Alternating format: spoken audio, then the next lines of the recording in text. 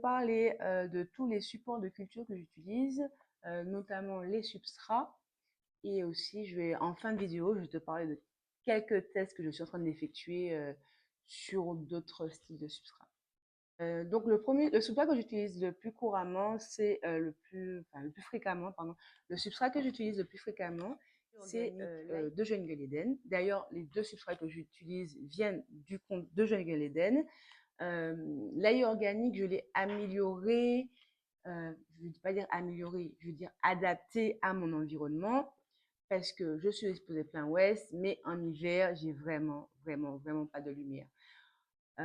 J'ai des lumières horticoles, j'ai une vitrine, j'ai la plantagia qui, quand tu vois derrière moi, qui a aussi des lumières horticoles.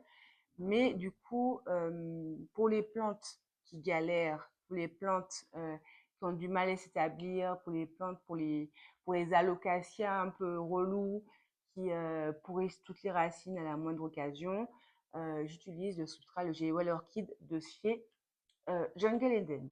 Le substrat de prédilection que j'utilise le plus couramment, c'est l'ail organique que j'ai fait évoluer par rapport à mes conditions de culture avec l'aide de Charlotte du compte Chef Clément, qui avait elle-même fait des tests sur ce substrat-là, qui était à vrai dire très concluant. Donc du coup, ben, j'ai suivi, hein, j'ai follow, hein, et j'ai vu que chez moi aussi j'avais de bons résultats. Donc du coup, j'ai gardé. Parce que pour la petite histoire, au début, l'ail organique, j'avais beaucoup, beaucoup de pourrissement de racines avec. Pourquoi? Tout simplement parce que j'avais pas les conditions de culture de la Réunion.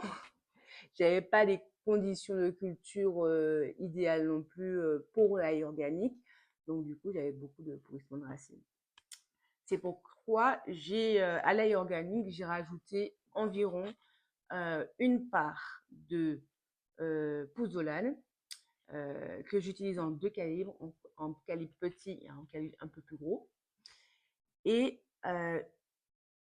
une part de paillis de chanvre. Alors, le paillis de chanvre, moi, je suis en fertilisation organo-minérale. J'utilise beaucoup de micro-organismes qui ont besoin de manger. Et donc, du coup, le paillis de chanvre, c'est vraiment de la matière organique qui sera boulottée par tous les micro-organismes que je donne. Et une fois boulottée, ben, ça va retransmettre à ma plante ce qu'il faut. Donc, du coup, voilà. Je te montre un peu la tête de mon substrat, c'est-à-dire de l'ail organique adapté à mes conditions de culture. Voilà à quoi ça ressemble. Donc, j'ai oublié de te dire que oui, j'ai ajouté de l'osmocote, des petites billes que tu vois là. J'ai ajouté aussi de l'antilarvaire pour les mouches. Je vais te montrer un peu ce que j'utilise comme antilarvaire. Et qu'est-ce que j'ai rajouté? Non, c'est tout. Donc, comme je te disais, j'utilise deux calibres de pouzzolane, un qui est un peu plus gros et un qui est vraiment, vraiment petit. La majorité de mes plantes sont en ail organique. Toute ma vitrine, mes anthuriums, toutes mes plantes sont en ail organique. Sauf les Oya, qui sont dans le substrat Oya de Saïd Botanica. Du coup, je vais passer à l'autre substrat que j'utilise. C'est un substrat que j'utilise spécialement pour les plantes reloues, qui pourrissent des racines, telles Constellation, Monstera aurea, pour qui encore tout ce qui est Monstera, généralement, c'est le J-Well Orchid que j'utilise. Pour les alocasias un peu relous qui ont du mal qui pourrissent régulièrement des racines, les alocasias qui subitement ont décidé de nous quitter et de pourrir l'intégralité de ces racines, j'utilise le substrat J-Well Orchid. C'est un substrat qui est fantastique. Pourquoi? Parce que je te montre cette bouture que j'ai eue il y a un an aujourd'hui de Monstera aurea. Elle est petite pour une plante de 1 an parce que en fait elle m'a pourri toutes ses racines au moins 4 fois. Je la mettais en sphène, elle faisait des racines. Je la mettais en naïf, elle pourrissait tout. Et je l'ai fait ça, j'étais aller-retour au moins, sur une période de 6 mois, au moins 3 fois. Du coup, j'ai décidé de changer de substrat et de le mettre carrément, de la mettre, la plante, oui. De la mettre carrément dans du Géoal Orchid. Il y a un chaton qui pleure. Qu'est-ce qu'il y a? Caramel! Caramel, viens me voir. Bon, tout va bien. Tout va bien. Donc du coup, elle était en dormance pendant 4 mois, mais oups, c'est un peu humide, ça fait pas longtemps que je l'ai arrosé, mais les racines au top, des racines, des racines, des racines, et encore plein de racines. Donc, si tu as des plantes qui galèrent à vivre, tout simplement, je te conseille d'essayer le substrat Géoal Orchid. Je te mets quelque part la liste des ingrédients du substrat Géoal Orchid. Très simple, un peu cher. C'est vraiment le substrat le plus cher que j'ai. L'acadama coûte cher. Tu peux en trouver sur Amazon ou en jardinerie. Moi, j'essaie de faire le stock d'acadama quand il y a des moins 20% en jardinage. Donc, à ce moment-là, je profite pour prendre de l'acadama. C'est un substrat qui est drainé à 70%, qui est génial pour les monstera. Ma monstera classique et dans du Géoal Orchid. Maintenant, c'est le train qui passe. Ma monstera classique est dans du Géoal Orchid. Qu'est-ce qu'il y a encore en Géoal Orchid? Ce petit sauvetage de Alocasia sinuata aussi, je te montre, voilà, en Géoal Orchid. Et la reprise racinière est déjà en train de se faire. Vous voyez, ça c'est une nouvelle racine, ça, qui est en train de grimper là. Et je l'ai rempoté il y a 2 jours, 3 jours à peine, hein. Elle m'a fait une petite feuille, mais c'est de ma faute, c'est parce qu'elle était dans une timbale avec ce substrat-là en box. J'ai un peu tardé à la rempoter, du coup elle m'a sorti une petite feuille. Mais ça c'est normal, je me chocolate pas. Donc tu vois, ce que je voulais te partager avec toi, c'est surtout adapte ton substrat à ta plante. Écoute la plante. Sois la personne qui murmure aux oreilles des plantes. Si tant est qu'elle a des oreilles, observe, observe si elle se plaît, si elle se plaît pas. De toute façon, les plantes sont pas hypocrites, elles te montrent direct quand un truc qui va pas, tu le vois direct à leur gueule, à leur tête, pardon. Tu le vois direct à leur tête. Et du coup, mon Alocasia Fraideck variegata est en Géoal Orchid, oui, et en substrat Géoal Orchid. Qu'est-ce encore? Ma Jacqueline, mon Alocasia Jacqueline, non, je suis pas sûre, je crois que je l'ai mis en ail organique, je vais vérifier. Salut, je vous retrouve 10 jours plus tard parce que tout ce qui s'est passé en France, enfin, j'avais commencé une vidéo. Et en fait, tout ce qui s'est passé en ce moment en France, c'était beaucoup trop anxiogène pour moi et du coup, j'avais pas forcément envie de faire des vidéos à ce moment-là. Du coup, ben, j'en ai pas fait. Et du coup, je vous retrouve aujourd'hui pour la suite et la fin de cette vidéo. Donc, la dernière fois, on s'était arrêté à ma Jacqueline. Donc, effectivement, elle est dans l'ail organique. Et vous voyez, ça, c'est une nouvelle racine. Ça peut être le feu de lin. C'est une allocation qui a bien, très bien supporté l'ail organique. J'ai pas eu de problème avec elle, hein. Franchement, je pense que les Jacqueline, elles commencent à être sympa quand elles sont un peu matures, quoi. Parce que tant que c'est petit, les allocations en général, enfin, toutes les allocations que tu verras dans ma collection, je les ai achetées au stade de soit de bulbie, soit de bébé plante, sauf la Reginae Hélène.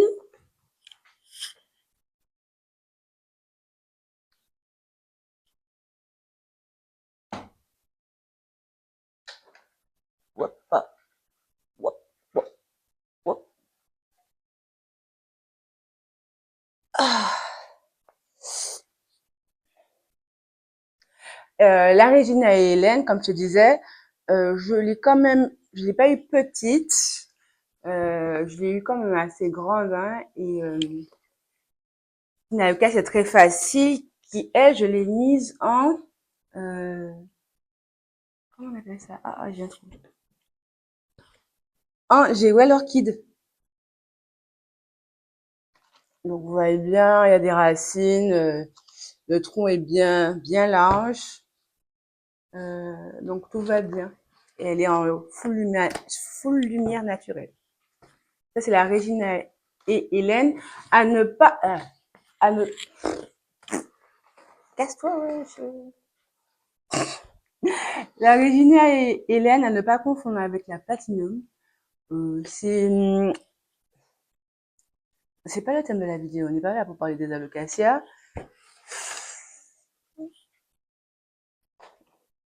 Mais je t'en reparlerai.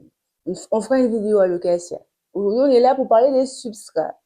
Du coup, les substrats que j'utilise, parmi les substrats que j'utilise, comme je t'ai dit, il y a la sphène, euh, la, le stratum fluvial, et le géo orchide. Auquel va s'ajouter l'ugro coco que je teste, on va dire, depuis peut-être 3-4 mois. Non, moins ça. En vrai, un train. Dans une de mes premières vidéos, j'avais remporté du coup le José Bueno. Dans l'une de mes premières vidéos, je vous ai montré à un moment que je rempotais des plantes dans de l'ugrococo, full ugrococo. L'ugrococo, c'est quoi? En gros, c'est... Non, c'est rien. Non, je déconne. L'ugrococo, c'est quoi? L'ugrococo, c'est simplement de la fibre, enfin du coco, de la fibre de coco mixée avec très peu de fibres, donc ça fait une espèce de poussière de coco euh, qu'on appelle aussi tourbe de coco, qui est du coup mieux pour l'environnement que la sphène, parce que la sphène, c'est des ressources naturelles. Du coup, j'ai fait plusieurs tests. J'ai fait sur un alocasia, une oya, un philo, dans des circonstances différentes. Le philo et l'oya étaient en extérieur de box, donc lumière horticole et puis température ambiante. L'alocasia et l'anthurium, voilà, l'anthurium était en box. Et du coup, j'ai eu des résultats différents. Je vous montre les différents résultats que j'ai eu. Du coup, alors, j'en étais où? Je vous disais, j'ai fait plusieurs tests. Du coup, sur une alocasia marani, sur, du coup, cet anthurium luxuriant platinium, voilà. Hop, je vous montre un peu. Et sur Inuya Mathilde. Bon, on voit pas les racines, mais ça n'a pas l'air d'aller mal. Et sur ce José Bueno, qui était en urococo, mais qui a pourri l'intégralité de ses racines. Donc du coup, je l'ai tout de suite réagi, je l'ai mis en sphène, même pas en box et tout, je l'ai juste posé là. Et je sais pas si tu vas voir, mais ça repart. Alors, les résultats sont concluants.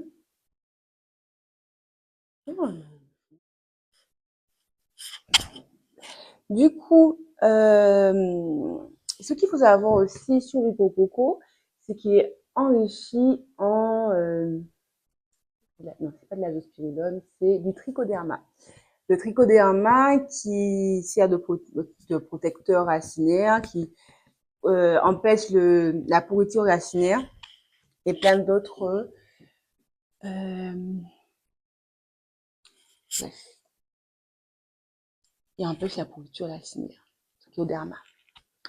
Du coup, je me suis dit, c'est tout bénef, je vais tester sur différentes plantes. Donc, voici les plantes à l'origine avec lesquelles j'avais testé. Donc, pour l'Oya, on peut voir que... Oh, pardon, hier. Alors, pour cette Oya, tout va bien. Elle est bien repartie. C'était une petite bouture qui s'était un peu échappée de ma plante mère. Et du coup, ça va.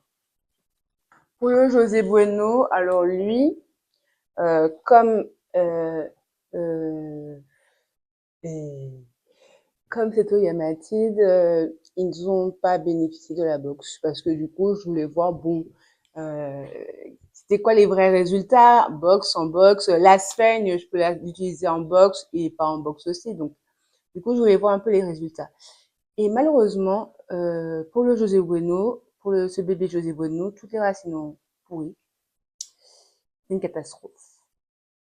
Donc, je pense, sauf pour cette Oya qui était aussi en extérieur, si je m'abuse, mais qu'elle, elle a bien réagi.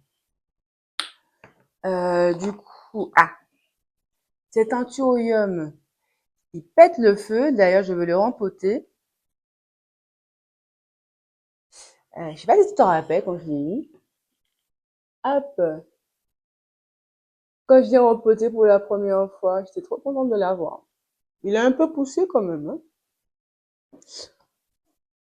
Et là, par contre, le résultat, alors, entendons-nous bien, c'était en box, sous tapis chauffant. Bon, là, j'ai éteint les tapis, mais avec lumière horticole, cette allocatia-là avait un max de conditions réunies pour bien pousser. Mais je trouve quand même que c'est assez impressionnant le chignon racinaire qui s'est déjà formé. Et voilà quoi. Donc, en définitive, je ne vais pas abandonner la Sphène parce que je trouve quand même qu'il y a des moments où, comme celui-là, où je sais pas quoi faire d'autre en fait. Moi, tu aurais pu mettre dans l'eau, mais dans l'eau, ça pourrit facilement. Mais pour moi, la Sphène, c'était le moyen le plus sûr de le sauver. Et c'est là que, pour moi, le gros coco ne va pas remplacer la Sphène pour moi. Sauf que je tire les enseignements pour ce qui est des bulbilles et des bébés plantes, des bébés à l'eau. Je trouve que vraiment le gros coco c'est top. Et il se porte tellement bien que j'ai limite pas envie de le mettre en substrat et de le laisser pousser en gros coco encore un petit peu. En tout cas, tant que je vois pas de carence, tant que ça pousse bien, je pense que je vais le laisser en gros coco, en full gros coco. Et puis, quand il sera peut-être plus mature, aller sous un autre substrat. Mais je trouve que pour les bébés alocacea, quand même, le gros coco, je vous remontre le chignon racinière. C'est une plante que j'ai reçue il y a 2, 3 mois. Hein. Je sais même plus. Je sais même plus. J'ai un peu reçu à la période où j'ai ouvert la chaîne, donc il y a peut-être 2 mois. Donc voilà. Qu'est-ce que je voulais vous dire aussi sur les substrats? Ah oui, j'oubliais. J'ai passé vite fait sur. Attendez, j'ai passé vite fait sur l'antilarve vert, mais les gars, c'est sous-côté de ouf. Et c'est sous-côté l'antilarve vert. Pourquoi je voulais vous en parler? Parce que c'est la saison des mouches de terreau. Et oui, donc du coup, chez nous, sur nos appartements, nos maris nous regardent mal en mode, il y a des mouches à la maison à cause de tes plantes. Bref, du coup, euh, comment vous dire? Du coup, les mouches de terreau, c'est normal, c'est de la biologie. On a des substrats qui sont assez vivants, auxquels on ajoute des micro-organismes. Donc, en vrai, les mouches de terreau sont naturelles d'être là. Sauf que bon, ça bouffe nos racines, ça nuit à notre bien-être dans nos appartements. Et donc, du coup, depuis, on va dire, 2 ans, j'utilise de l'anti-larvaire. Alors ça, c'est du 10 grammes, mais bon, vous prenez n'importe quel anti-larvaire spécial larve de moustique. Vous prenez n'importe quel anti-larvaire, ça fonctionne aussi, hein. C'est la molécule qui compte. Alors, je l'utilise de deux façons. La première façon, vous voyez pas. La première façon, directement dans le pot. Je mets 3-4, enfin, allez, 4-5 grains dans le pot, finito pipo, et c'est vraiment diablement efficace. La deuxième façon dont j'utilise aussi, c'est dans mes EM. Alors, je ne laisse pas les grains à vitam aeternam dans mes EM. Disons que, comment je fais ça? Comment je vais vous expliquer ma cuisine? Bon, si tu arrives maintenant, tu vas te dire, mais qu'est-ce que bon, elle raconte?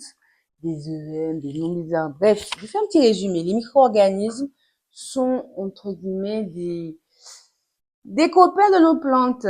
Et donc, moi, j'en utilise beaucoup parce que les micro-organismes vont faciliter l'absorption des nutriments, vont aider à la fluidification de la sève. Donc, du coup, tes plantes seront, comment dire ça élégamment? Bon, tes plantes seront bien bandées. Mais oui, tu vois, regarde-moi la dernière feuille de celui-là. Tu vois que c'est bien droit, quoi. Bref. Et donc, tous ces micro-organismes-là font en sorte que ben, ta plante est aussi renforcée. Si tu arrives là, bienvenue en vrai. Welcome! Du coup, moi je disais quoi? Je me perds. Mais dites-moi que je suis en train de me perdre complètement dans ce que je suis en train d'expliquer. J'ai parlé du l'envers. Du coup, que je mélange à mes EM. En gros, je mets de l'eau non chlorée, de l'eau osmosée, de l'eau de pluie. Je mets quelques grains dedans, je secoue, je filtre et basta. Ma bac,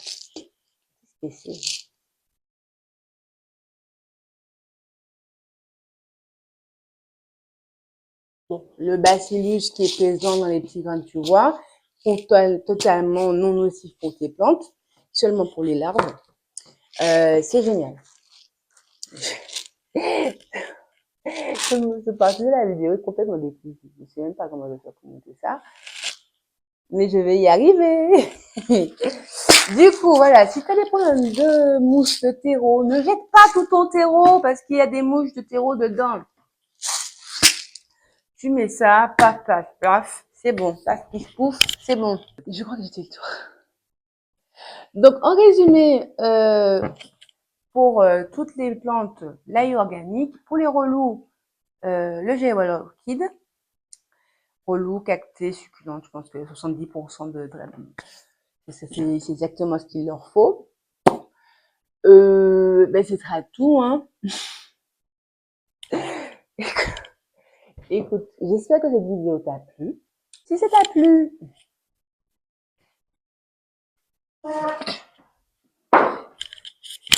si cette vidéo-là t'a plu, je t'invite à euh, liker, t'abonner.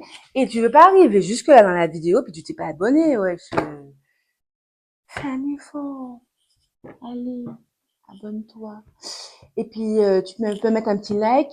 Et tu peux mettre aussi un commentaire. Comme ça, on échange, on discute. Tu vois, t'as compris? Ah, bon. Bon, si t'as compris que nous nous sommes compris, je te souhaite une très bonne journée, soirée, peu importe. Et je t'envoie plein de cœur. À bientôt.